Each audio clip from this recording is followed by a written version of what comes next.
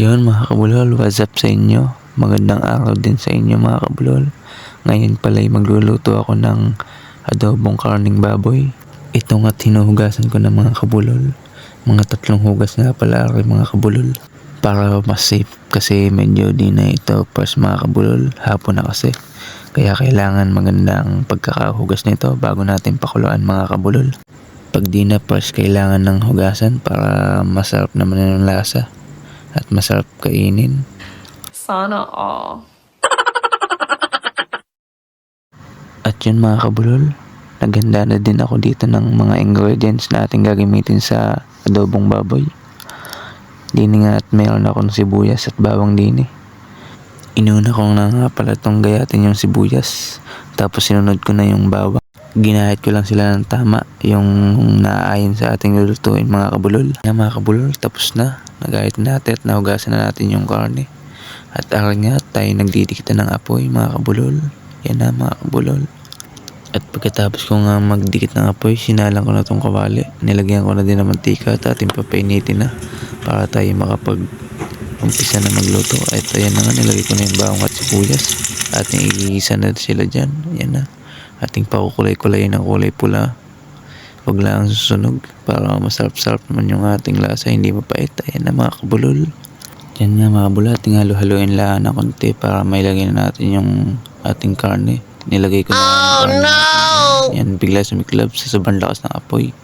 Yan mga kabulol, konting halo-halo lang para kumapit lang yung ating sibuyas bawang na ating pinagasahan. Haluin natin ng konti para kumapit lang yung pinagasahan ng bawang at sibuyas. Dating taklaban muna.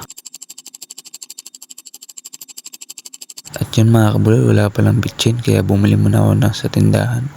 Yan, mga ilang minuto nilagyan ko na ng toyo yan. Pampapula yan dyan. Para diretso nating maluto. Yan na mga kabulol. Ating halu-haluin lang siya ng bahagya dyan. Yan mga kabulol, para maging mapula-pula masyado yung ating adobo. Tatakpan muna natin para mapabulakan. Para kumapit nga yung toyo sa ating karne. Nilagyan ko nga ng tubig na yan dyan. Mga kabulol, at tinakulbang ko na ulit. Tapos lalagyan ko muna ng bitchin at 2 paminta. Ayun na nga mga kabulol, dinalwa ko nga yung paminta para mahalang-halang na konti. Hindi ko malagyan ng sili agad dahil hindi na nga si Papa na mahalang at yung kapatid kong bunso. Yan mga kabulol, ating pabubulakan muna ng konti. Yan na mga kabulol, lalagyan natin ng suka para pampasim. Hintayin lang natin yan saglit. 2,000 years later. Mga kabulol, kasarap naman, pwede ng pulutan din. Ayun mga kabulol, kumain na nga ako. Ito nga't wala akong kasabay.